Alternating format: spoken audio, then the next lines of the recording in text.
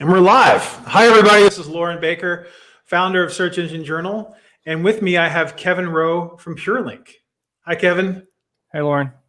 So we're going to talk a little bit about the concept, or possibly the outdated concept, of white hat and black hat SEO and link acquisition today. I thought it'd be a cool concept. Kevin and Purelinq are sponsoring SEJE Summit, and I wanted to have him on today to talk a little bit about things on the linking side. We were floating around some ideas, and this one really got me because it's honestly been bothering me for a long time. And I brought up a discussion about it on Twitter a couple months ago, and I got quite a response. So, Kevin, let me give you the chance to introduce yourself, and then we'll take things from there. Sure. I'm Kevin Rowe. I'm founder, CEO of Purelinq. I founded 2 7-figure SEO companies, and my passion right now really is it's in technology. It's in evolving off-page SEO in the SEO industry, and developing on technology solutions, products that solves all these problems that really aren't solved right now for one reason or another. And Purelinq just happens to be one of those solutions for off-page SEO. So again, it's all about productization. I found one of the biggest things in off-page SEO that people are missing is, you ask 10 SEOs what kind of link building program they want and types of links they want, they'll give you 10 different answers. Mm-hmm. But that's the big opportunity in the market, is to be able to provide any type of link in any type of situation under any type of goal. Because link building is probably the most misunderstood, most important, hardest to do thing in SEO. So my passion right now, my big focus right now is, how do I leverage technology, process automation to scale up off-page SEO that's actually going to have an impact. It's really amazing to me when I'm talking to possibly a prospective client or just someone else that I know within the world of SEO. And maybe they're an SEO, maybe they're a director of digital marketing or a little bit higher up the chain.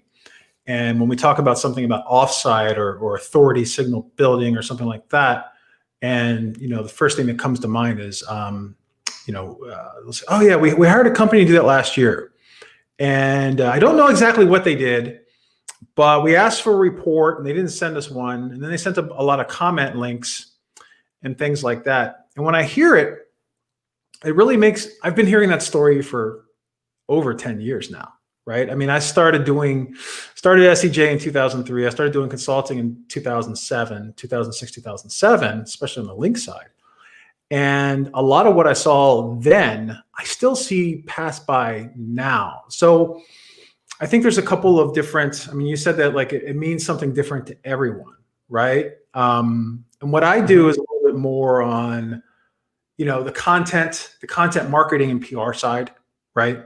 The ability to get quality links to content that deserves links and things like that. And then I hear people ask for things like links at scale, right? So, and then whenever we actually hosted a webinar about how to build links at scale at SEJ a while back, and Gary Iyesh, of all people, replied on Twitter, "Oh, links at scale? How does this work? At scale, huh? Oh." And it kind of scared everybody, actually. But I wanted to hear like your thoughts on that. Is there an ability to build links at scale? Is that what you find people are looking for, or like you said, do people really know what they're looking for from a link acquisition perspective? It depends on the person you're talking about, like what the persona is really of the SEO persona. So, I have clients, we've had clients we've done 150, 200, 300 links a month for. And then I have some clients who work for you, they want 10, 5 links a month. Sometimes it's based on a smaller strategy, sometimes more aggressive. So I see a variety of things, but I do see a lot of people coming based on goal. How many links do I want per month as a number, as opposed to, how do I develop a link building program that's going to drive impact? So those are 2 very different questions and very different persona. It comes from 2 very different personas, I think, as well. So I'm actually seeing all kinds of it, because we just work with so many different types of companies right now. And I have personally, so I think that people, they do want scale, but what scales means a little bit different. So if you remember, like the JCPenney case study back in the day, where they did like 30,000 links a month, that was scale back then. Scale Yeah. right now is how do I build 150, 200 links in a month? It's just a different number. Yeah. Yeah, I hear you. Things have changed quite a bit since that case study came out. What was that? 8 years ago? 9? Shook up the industry. It was like 2011, I think. Yeah. Yeah, it really did. And then also, you know, I would say that most people that I talk to that are a little bit newer to the world of SEO, maybe they've started in the past couple of years, something like that. They've taken specific courses or certifications with some tool companies out there. And they've been introduced after a period where it used to be the link buying was very public, right? There were a number of link buying companies out there.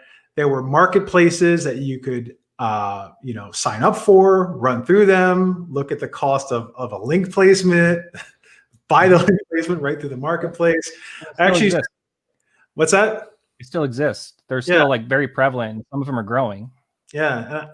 Actually, I used to have a client that would pay me to manage their link buying portfolio on TLA, right? Like back in the day, like it was amazing. But it's like, yeah. So anyway, point being is that the paying for links, right? The utilizing money and reimbursing a publisher for a link. It's very, very frowned upon right now. But it's still, I mean, we all get emails and LinkedIn messages every day of people trying to sell links on sites that they don't even own, right? So my question to you is, where do you find, where do you stop? Or where do you consider something to be, quote unquote, unethical in the world of link buying? Link acquisition.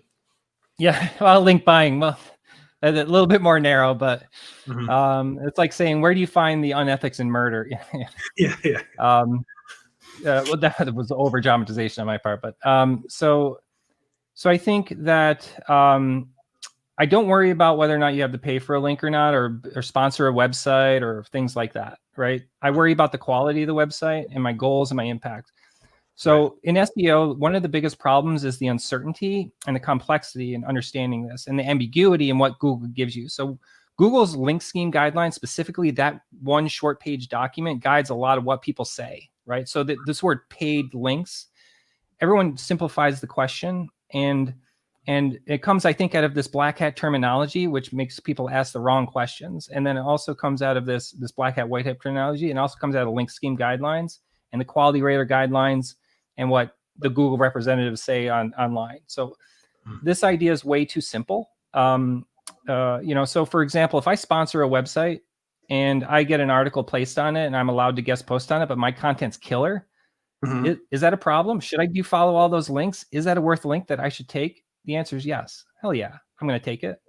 And then, so I think I think there's more ambiguity in certain situations like that potentially about should I do it, shouldn't I do it? But I bet you ask 10 SEOs, they're going to say, if they categorized it, they'd say, hey, that's basically white hat, except when you talk about the gray hat, the guest posting conversation right now has been kind of escalating a little bit and changing the dynamics. But so now you get down to the post where you're buying links on a clear PBN, a piece of junk website. That right there, I think my ethics come from, am I going to get my client site ranked? I have to, with all the money that people are giving me, develop a program that's going to have a big impact, right? And that's going to meet their goals, either short-term or long-term goals, and be a proper balance with their risk profile. So that's what we need to be talking about. Not, hey, is paid links is paid links ethical or not? Who's defining these ethics? Google is defining the ethics, and a lot of these ethics are driven from Google based on all of these things that they've put out into the market. They've done a great job at doing that. And even like the people they let associate with Google, a lot of it is people that may condemn that, or at the very least a lot of smart technical SEO people. So my theory is, first off, the question, I don't necessarily agree with the question, structure in general, when people tend to ask me that, and I focus on what kind of goals do you want?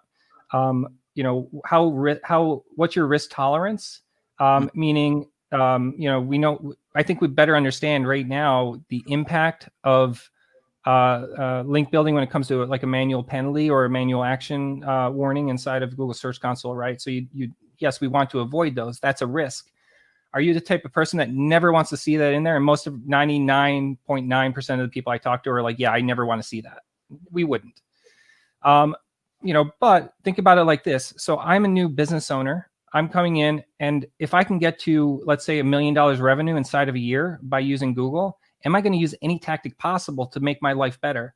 That's an ethical dilemma. Well, if I'm going to have to pay for links, but my goals and my goals and my objectives and my job lies on my ability to generate $1 million in revenue from Google. What are you going to say? And link building, paid links are the only option. Should I do that? Or shouldn't I? These questions become, the idea of ethics in SEO becomes much more, I don't know if you call it diluted, or it becomes more focused on the ethics of your business and your business goals rather than the ethics of Google and ethics defined by Google. So a little bit bigger of an answer than you wanted, but that's okay. This is great. Important topic. Now you talked about like risk threshold and risk assessment. Do you see that risk threshold typically changing from industry to industry? Are there some industries that you feel that the SEO or whoever's doing the link acquisition can be a little bit more aggressive by doing so? Yeah. So affiliate, you're seeing an affiliate space, and if anybody listening is really into the affiliate space, you'll see they experiment a lot more. Yeah. What they do is their quality criteria is so dialed in, like what types of sites they'll accept posts on and what types they won't. I've actually built a whole scoring system based off that concept. And then, it's not necessarily, and then there's other variables. So there's size of site. So if you have a site with 1 million links and you're adding on 100 links a month to that project, and you're taking and spreading across 10 pages, 100 pages, your risk is a lot lower. So it's almost like it's a little bit more of a complex question, I feel, in terms of like what risk actually is to who, because again, like it just depends on type of program. I'd feel fine, generating hundreds of links to a couple pages on a site that has 10,000 links, like any of the pages that rank for the word mortgage calculator. You look at the link profile for any of those, it's 2.5 million searches a month. You get 20 bad links to it. It's not, you might get a benefit from it, but the risk is very low. So I think first off, it's not just the industry, it's the size of site you have.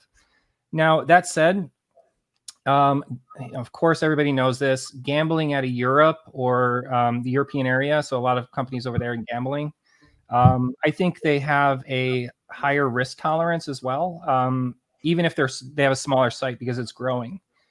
Growth, I think, is the biggest. How aggressive do you want to get on growth? And that adjusts your risk tolerance. So if I'm in a role, I have a startup and we just got a $20 million fund, I'm accountable to growing this traffic as fast as possible in the next 6 to 12 months. If not, they might find somebody else to do it or something like that. That's not me personally, but if I was an internal person that was working for the company, your goals are aggressive like that with a round or B round. So what I have found is that risk tolerance is more based on how aggressive you want to grow. So gambling sites, a lot of times they have a lot of money, they want to grow quick. Small sites that want to just maintain what they're doing, they have a tendency to not be too risky. Like if this is their livelihood, not that we work with too many small businesses. I haven't worked with really too many small businesses anymore that have like their livelihood is bet on their site. Mm-hmm. So I think, it comes down to things like that as opposed to certain industries. But I'll say this, that there are certain industries that will have lower standards on the types of links they would get. And so the risk, it's not really risk tolerance, it's the quality criteria, quality criteria, or it's manual review criteria. That, so some people like in gambling, their criteria is going to be different, or payday loans. I don't do anything in payday loans or, but is going to be different than a hotel chain with a major brand. So, a major brand like say Marriott or something, they want their name to be, they don't want their name tarnished. That comes first. So I think it really comes down to things like that, hospitality, anything where there's a major brand, I would say. And that's a tricky one when you have a brand and you have to manage your growth and manage your growth very fast without hurting your brand in any way possible. So I think you'll find a lot of things like that. Again, it's not as defined by industry or anything. There's so many different things I'm seeing in the market right now around that. Payday loans is interesting because I used to be in that market quite a bit. And the other day I just did a search. Like I hadn't done one forever. I used to wake up every morning and search for payday loans, right? See what's going on, see if I got kicked off or not. Exciting life.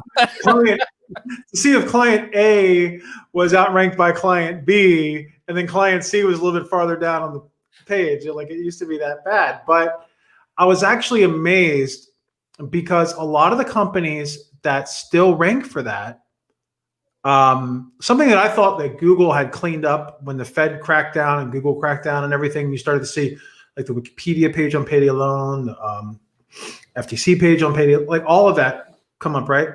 But now there's a lot of the same players that used to be there before, and a lot that have been penalized year over year over year over year from Penguin on, right? So it was really interesting, like when you talk about like, risk assessment or the type of quality of link that they'll take. It's interesting. And it's also really interesting when you look into the link portfolio and you see all the payday loan scholarship programs that are out there and things like that. Get this scholarship for school so you won't have to take a payday loan in the future type thing. So ironic. Is good. Yeah, but you're really right on the affiliate side. And then also like a lot of different affiliate, like a good number of the affiliates I know, they have a plan B. So if something would happen to the main site, there's typically one on the way, so to speak. Yeah. And also I think nobody's really looking at it like this. Is it, again, I don't approach it like this. It's very rare. It's in certain situations. This does not apply to 99% of the people we work with. I think in traditional media buying, there's things like different charts and expectations you're going to have in traffic. I think we need to look at SEO like that. Like if you see when, say, Lily Ray posts her Twitter, traffic decreases or something all of a sudden, right? But then it comes back up. If I make $10 million when my traffic is up, and I got it up, and the only way I was doing it was short-term quick impact, and then my traffic dipped after that, and then I got it back up again. Again, it's not a recommended approach. I'm not recommending that to anybody. It shows and illustrates that we need to look at SEO differently. And there's a lot of concepts in other areas like media planning that can really show how we should be looking at traffic trend data, I think.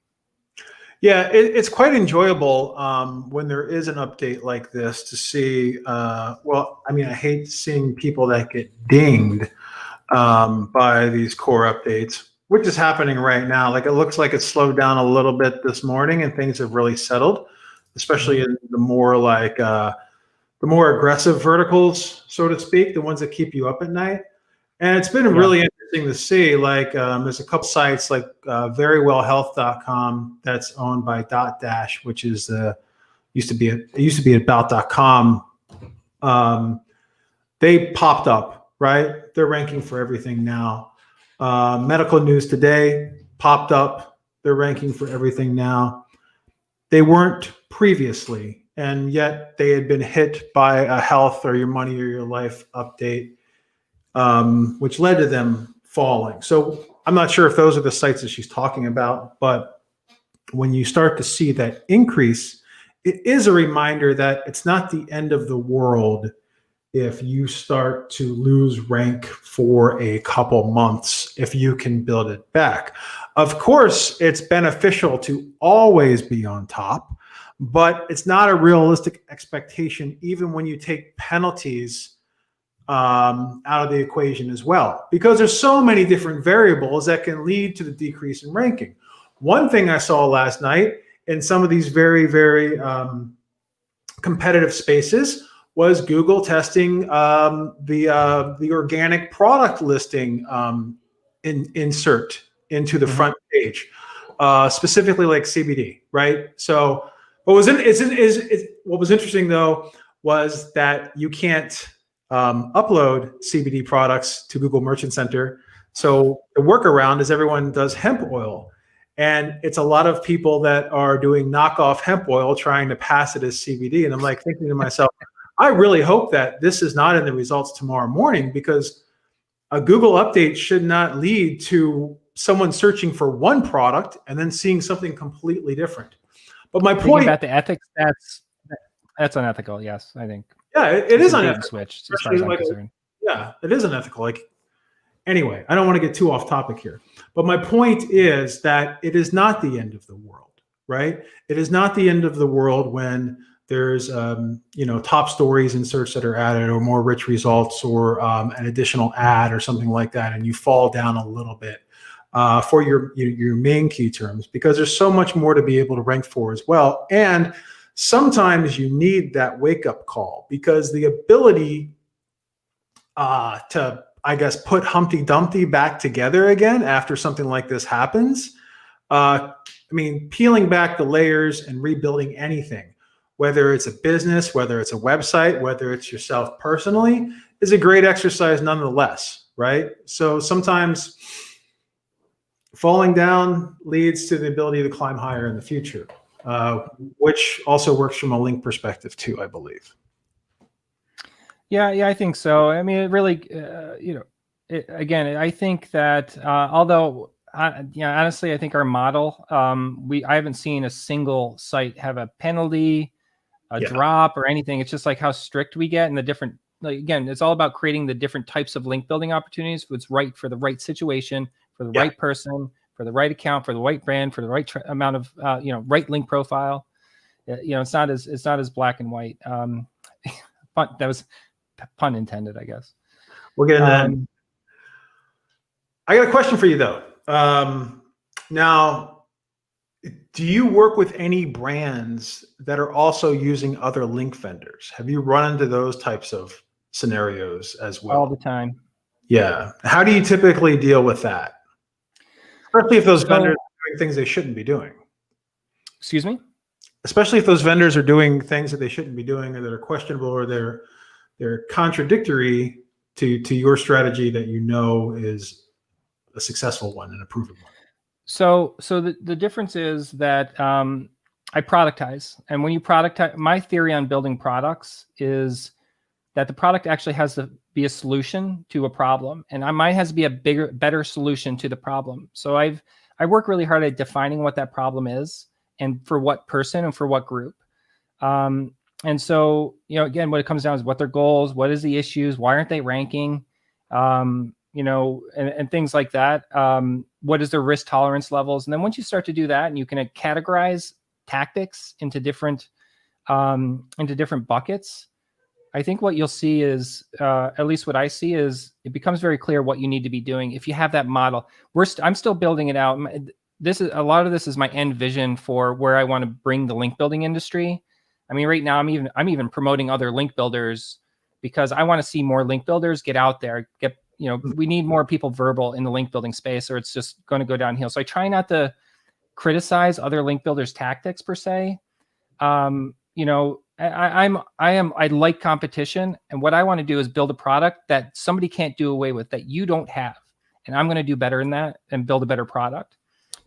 So that's where I see myself differentiating. If I can't keep a client because I have a product that's not a good fit for you and it doesn't reach your goals, good, I'm out. This is not the right fit for you. Go work with that person.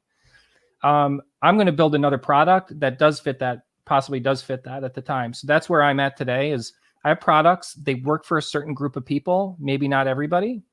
And we have some big brands. We actually have some big brands. I'm not going to bring up all the brands we work with unless I have permission, but and they are using 3 or 4 other link building vendors at these major brands. So a lot of times with these bigger brands, they're a lot more strict on the regulations and what they'll accept and quality criteria and stuff like that. But so I don't see anybody, like if I see a vendor, I do have one story. I saw a link on a Harvard review that it was clearly bought in this shitty little article for a major brand, CPG, direct to consumer brand. Exact match link. What's that? Was it an exact match anchor text link? Like, So it was was it? way beyond. It was, well, so it was an exact match anchor text links. That the problem, if you looked at the article, these guys, they were influencers, they were content marketers. So Mhm. this link did not fit with their brand, like how they go about talking about biohacking, for example. So it just doesn't fit with their goal. Yeah. And the reality is their brand was at risk because their brand comes first. That means the content they're getting links in, how they're going about doing it, was going to have a negative impact. And so it was on a Harvard link, but it was clearly they were paying somebody, like a student at Harvard or someone who had like access to some weird little section of this big website. Yeah. Like one of those things. And the article was so poorly written. I mean, if it was a great article and it made sense and you mentioned the brand in there, I'd say maybe it's not so bad. Mhm. But it was on this section of the website, which we know Google, we know Google can identify when somebody's doing something silly like that because it's been going on for so long. Anything that's like been a tactic, well-known tactic for 20 plus years, 10 years plus, are probably not great at this point.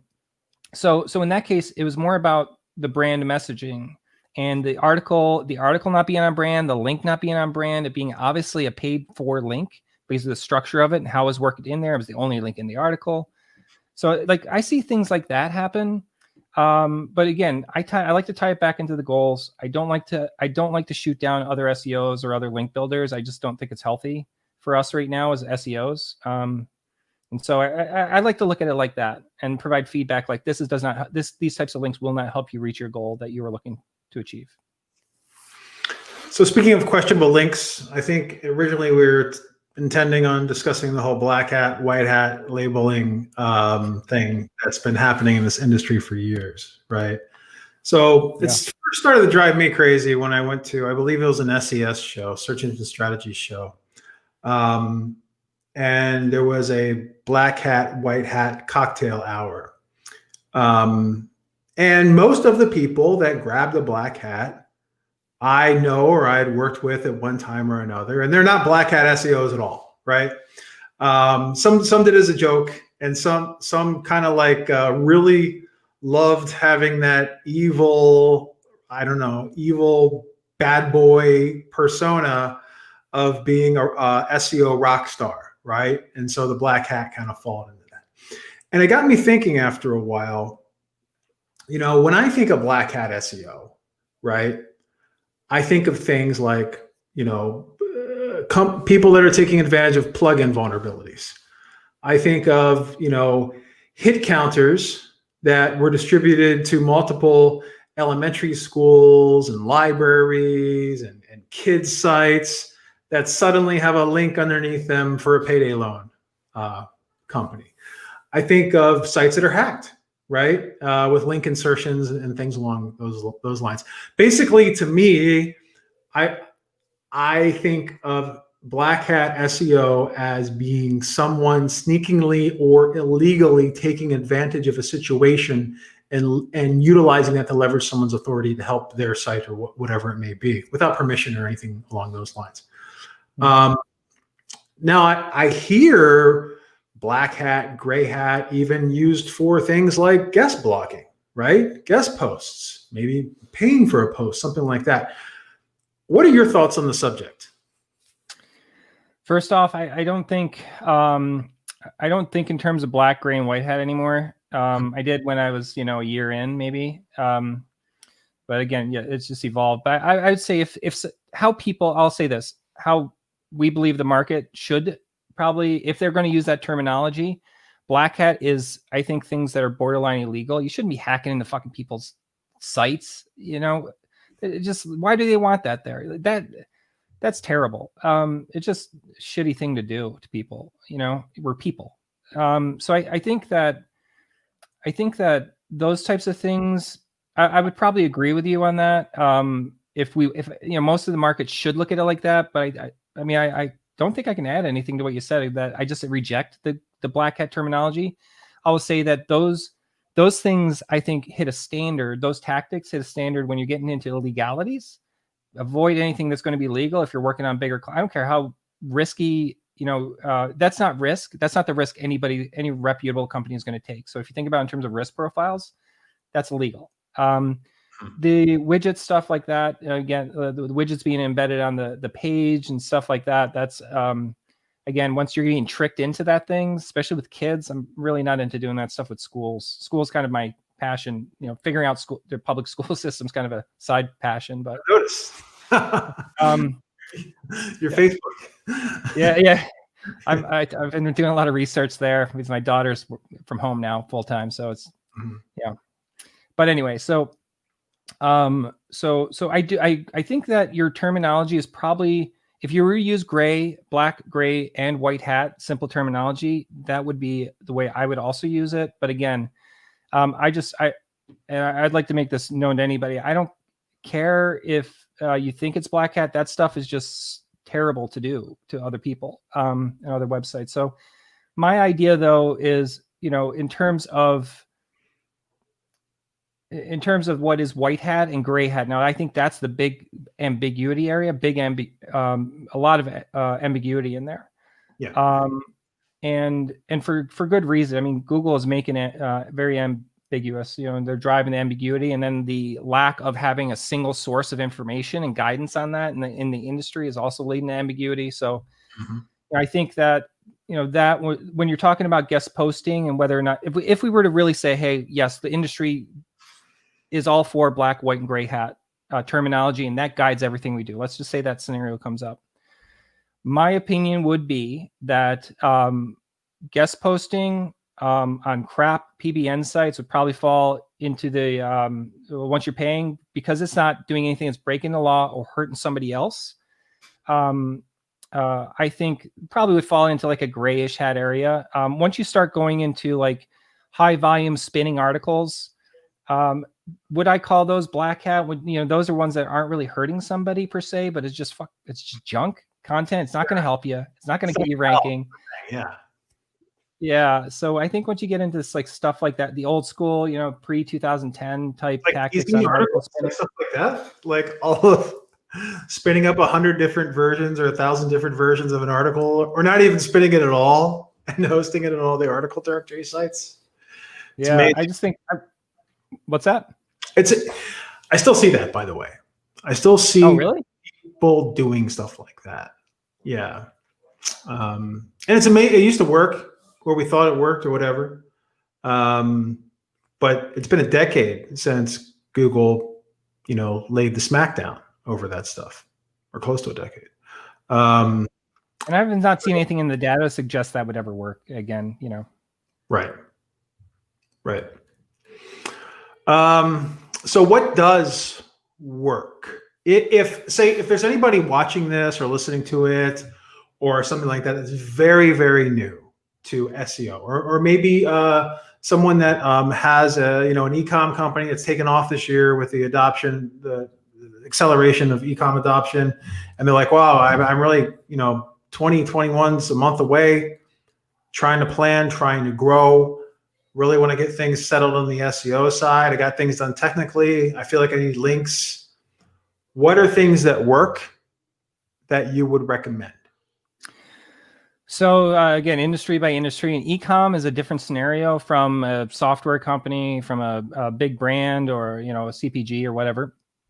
And so what works is a complex analysis of your entire situation, building out link profiles that actually fit your type of site that you have. So for example, on e-commerce site, if you look at a lot of the ranking e-com sites, and what keywords you want to rank for too is a big part of it. Like I wouldn't use, so we just launched a product called Natural Link Survey, where we have a product that we automatically will create a survey, about 400 people we survey. We'll create infographics, charts, and then we'll publish that on a website. We use that through natural distribution methods, like 100%. It's all about just like people we don't know, we've never heard of, and we're just injecting ourselves into that conversation with this data. So that type of situation, honestly, if it was an e-com company, I might not recommend that. And the reason is that page is going to get all the links, and that it's going to build your site authority as a whole. So if your objective is to build your site authority as a whole, if it's an e-commerce company that's new, and I've got like probably 100 different scenarios, I can't go with them all, but let's say this: if you're an e-commerce company and you're new, and I think some of the bigger categories I'll talk about just really quickly: e-com, software companies, direct to consumer, CPG brands are three of the three kind of big ones. I'm not going to talk about local in this because that's a whole different scenario, especially national local. But in e-com, if you have a new website and you're starting out from scratch, that's okay. Do the surveys, do that unique data that can get a lot of the natural links and build up your site's authority. Those work really well. And acquire links over time too. Like that's the plus of having your own proprietary own data on the site. People will find that over time, not just when you're doing that initial push, but it's going to grow legs, right? And then it starts snowballing. If you see some of these content pieces that rank for like 1 million search volume terms, the reason why these mortgage calculators stay ranked, or at least, well, until Google came out with their own, they were building natural links because there were so many people searching for mortgage calculators and just linking to the top ones. Yeah. Which is awesome. And then, but so in that scenario, I'd recommend that. But if you're a mature e-commerce site like Target, there are different scenarios when you get into that big. But even close, like a $10-20 million site, I'd say you want links directly to your category pages. That stuff works. Links to category pages, your product pages, homepage-based brand links. That stuff works because you're not usually going to have informational content in there. Then when you go into software and things like that, that's when I think, again, you want links directly pointing to specific pages. But in software, what I like to do is you're going to be producing content, software and CPG, actually. You're going to be producing more long-form content. So links you're going to want are going to point to that long-form content page. You can get maybe some studies and data woven into a lot of those articles to get a lot of good links. So I think that, under that scenario, when you have to have a link that's going directly to a page and it's an article, you can do a lot of just straight outreach and pitching to people, and they might link to it or something like that. But when you're an e-commerce company, even the product review approach, I think it works, but it's not going to get direct links to your category level page. Honestly, sometimes you might have to do guest posting, and it does work if you're doing it great, good, not scalable, not crazy spun content, but like really good content, where it makes sense to integrate those, or where you're doing like a PR pitch, or unlinked brand reclamations. I think is the biggest missed opportunity for most. Yep, unlinked brand reclamation of the products they're selling on the website too, even if they're not a CPG. If they're selling third-party retail products, finding people are talking about those products is a great opportunity to drive links. But again, there's a lot of scenarios, and my answers are usually pretty long-winded, so I'll cut it at that. But it just depends on the scenario, I think. One of my favorite ways to get links, especially over the past year, is it's pretty basic, but you look at the competitive link portfolio of who's out there, and then you find the sites that have put together the top 5, top 6, top 7, the ones that are ranking, right? So if you're searching for best blue widget or whatever on Google, and you see there's a site that lists the top places to buy this widget or whatever it may be, asking them for a link. Mm-hmm. They reply back, hey, maybe they want a little bit of money, hey, maybe they want this, maybe they want that. But people that are bloggers and writers seem to be open to adding to those lists. But never, if it's a top 10 list, I don't want to be number 11. I want to be number 1, or I want to be number 2. Not just because of the authority of the link at the top of the page, but because people are finding that post and they're clicking on it. And it's the same search intent typically that someone would have when they would click on your page at the top of the SERPs. So typically what I find by doing that and looking at the referral data and GA is that the conversion rates are sometimes at the same as they are from organic, or higher, because they've been introduced to your product through a trusted advisor that has guided them along the way. And that's worth the time spending, not only for the link, but also from the indirect benefit of people finding your site and actually buying something directly on the site as well. So that's always been cool, especially from an e-com perspective, when you can show what the benefit is. So then I go back to the client and I'm like, hey, for this budget, not only were we able to build this much authority and build this much rank, but look, this one link, that's that resulted in X amount of sales that we can track 100% based upon the effort that we put in, and it's worth this to you, right? And sometimes that number is a very high percentage of the budget itself, and it really helps to get the ball moving, especially with planning for the next budgetary cycle. So Yeah, that's one little tactic I like using. I'd add this. My biggest things, I built this whole Purelinq off of it, relationships. Mm-hmm. I'll say this, like if we're talking tactical, and just to answer your question, I don't know that my last answer was great because of the complexity of the need for the answer. But I think core strategy, core approach to link building, if you want to do it, you want to scale it, you need to build a database of relationships. If you don't have it, just think about the numbers. Again, I quoted this in I don't remember which webinar I did, but so in order to get 600 links in a current open rates and based on some studies by research by MailChimp and click-through rates in the articles, if you're doing email-based approach to link building, you would need to find 30,000 sites to outreach to in order to get 600 links. Wow. As a rough number. And that's a lot of work. And it would take, my estimates were, it would take between 15 and 58 people in order to get there without relationship building. Without relationship building. Okay. I think the key here that's missing that we're not talking about enough is the relationship component. It doesn't have to be great relationships, but if you know and you have a list of sites of people you can reach out to and you have some sort of relationship with them, and then if you say, hey, I saw this article out there, you got to replace, I was going to do this to a guy earlier today too. If you reach out and ask for a replacement, they're probably going to do if they know you or if you provided value for them in the past. Not anything crazy. Sometimes bloggers, our first value proposition packet was we would do free crawls for them. I'd basically use Screaming Frog, or we'd have an automated crawl, and then we send them a list of all their broken links. And be like, guys, we don't need to do this for you. We wouldn't do it, but we recommend you clean these up. And then that built the relationship from there. So instead of sending that one link that's broken, right, and being, hey, I discovered this one link for you that's broken on your site. Can you please replace it with my link?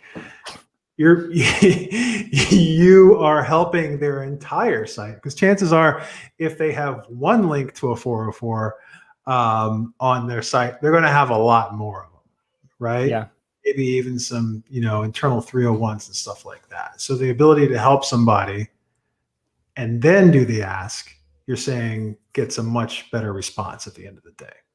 And the ask might come months later, right. Maybe it might not be today, and that's fine. I'd also say if blogs have comments, don't underestimate the power of commenting, right? Because so many bloggers get so many bad comments or trash comments, right? Best post ever, great post, check my stuff out.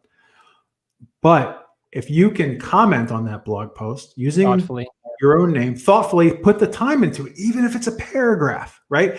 Add to the conversation. Someone did a top 10 of this, add an 11 and 12. Don't pitch anything, just add them, some ideas.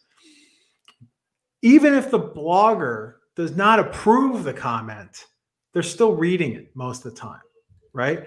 And then if they go through the process of reading it and approving it, which many of us don't even do anymore, then they already know who you are. They've probably checked out your site, and they know that, hey, this person added value to me. Follow up a little bit later, you already have a relationship with them.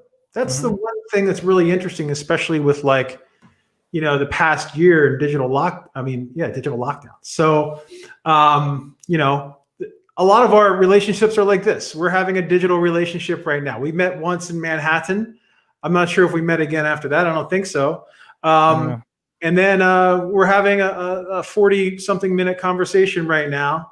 And yeah, it's the ability that we have and we forget this, the ability that we have as humans to reach out to somebody and build that relationship is almost instantaneous. You okay? So I just wanted to say, I want to make sure I didn't get out of here. Can I have a link, by the way? When we after I just put it anywhere in this thing. Absolutely. I'll drop one right now in the comments. But yeah. So awesome. What are you going to be talking about at SEJE Summit, Kevin? What are some of your favorite discussion points on that front? So that's a good question. That's a really good question. I'm speaking at another event next week, so I haven't planned beyond that. I'm going to do something different. I need to do a study, unique research. I think I'm going to do some unique studies before it. I just hired. We have our survey product up and running, so I'm going to start to run some surveys. I'd really like to survey some SEOs about their perceptions of black, white, gray hat, of link building tactics, of risk, things like that, to really understand what people are. Besides, Aria Digital did a really good job, UK based. They do link building as well. They did a really good state of link building survey. If you do want to look that up, AIRA, I believe. Patty Morgan. Great. He did such a good job with that. I'm going to be trying to run some surveys right now. We're going to try to get some data together, see what happens. If the data is interesting, I'll publish it and I might present against that. Cool. I'll try to find that survey. If you wouldn't mind, shoot it over to me. I'll drop it in the comments as well. Great. But it's good stuff. And I love the fact that like you're not out there doing battle with other link builders. You actually, I love this this approach of bringing the industry up, right? Bringing the perception up, getting the discussion out there. It's a great thing, because if we don't do it, who does, right? As well. So it's nice to have some leadership on this side of the house. Look what's happened, man. Look what's happened to the link building industry. There's a lot of link builders won't come out and talk about link building, and they're hiding in the shadows, quote unquote, and they're using great tactics. They're testing out interesting things, and they're not talking about it. And there's a lot of good link builders out there who've never really got the chance to grow because they weren't, promoting themselves, because they're afraid to promote themselves or something like that. It's just bullshit. Yeah. So I think even in our blog, we're linking to other link building companies. So I made an editorial with my digital marketing manager, my editors, on our blog and in my podcast and all of that. I mean, I'll have link builders on my podcast. We'll link to link builders in our blog if it makes sense, and they do studies. Like I'll link to Aria Digital stuff. That was great. So I think the industry has actually been hurt. Our tactics are limited. Our approach is unknown. Nobody can agree on what's actually working in link building, because the stuff that's working, people are hiding. Right. It's just driving me nuts. So I'm done with it. We're just, who cares, man? We're all just people trying to improve the SEO industry. And at the same time, if the tactics that we utilize, or the strategies that we utilize to obtain links, are bringing forth great content and great studies and great surveys and stuff like that, we're doing something better for humanity at the end of the day, regardless. Yeah. I believe, right? So at least producing great content for the web, because there's a lot of really bad content out there. That is. Kevin, thanks so much. It's really been a pleasure connecting with. Thanks for doing this on a Friday. You're on the East Coast, right? I am, yeah.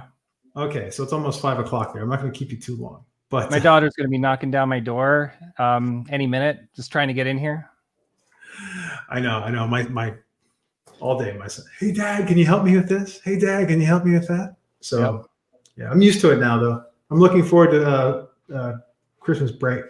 Where can everyone find you online? So you can see my podcast, The Future of SEO. You can find it on Spotify, Anchor, Anchor.fm. I've had a lot of really good episodes. My last episode, Rand Fishkin, blew up. It went actually extremely well.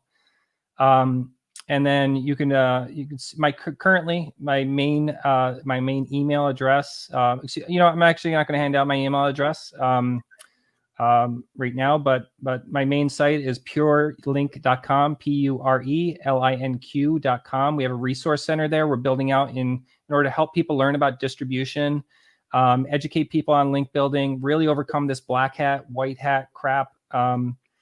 and then really just helping to grow using my content and what little money I have to grow the industry. So you can find a lot of that on Purelinq if you like off-page SEO, and take it from there. And if you want me on your podcast, you want me to talk about Black Hat versus White Hat, the problems in the industry, I'm really interested in talking with more people about this right now and all the issues I'm finding.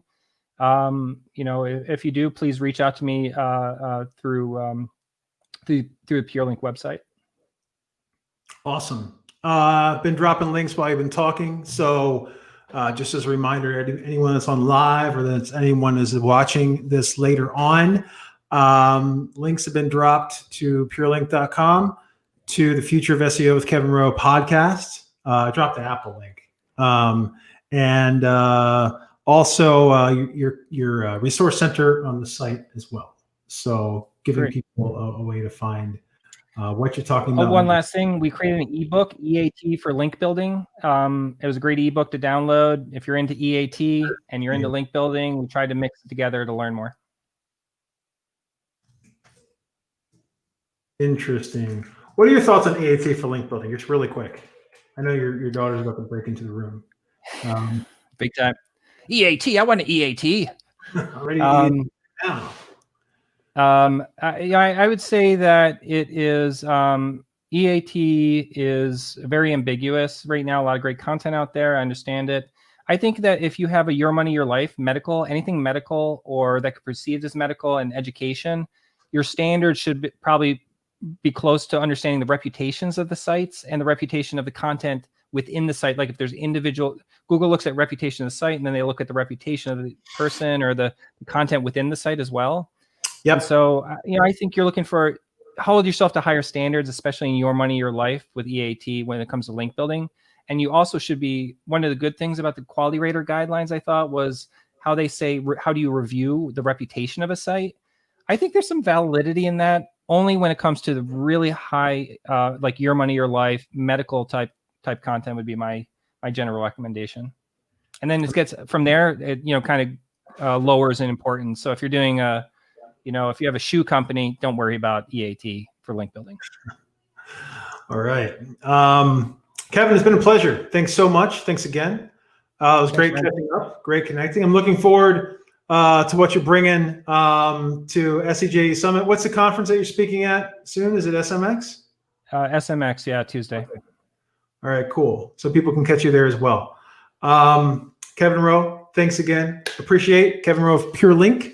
Just as a reminder, we dropped everything in the comments here. So if you're currently watching this video or watching it later, please feel free to click on all of those to learn more about what Kevin's doing and his passion. You're very passionate about link building, man. I've really enjoyed this 45 minutes or so that we've been talking about it, this hour we've been talking about it. Let's extend it. Let's go another couple hours. I will when I'm also getting bombarded by a 10-year-old who has finished all of his work for the day, and now he's finally allowed to play Fortnite before going to Kumon. So now's that time. So he's right outside the door. I can see the shadow walking back and forth, right? I should open my door and find out too. Yeah. Kevin, it's been a pleasure. So I'll let you go, man. But thank you so much. Thank you, everyone who's watched today or who's watching right now, and really looking forward to seeing all of you at SEJ Summit. Bye-bye.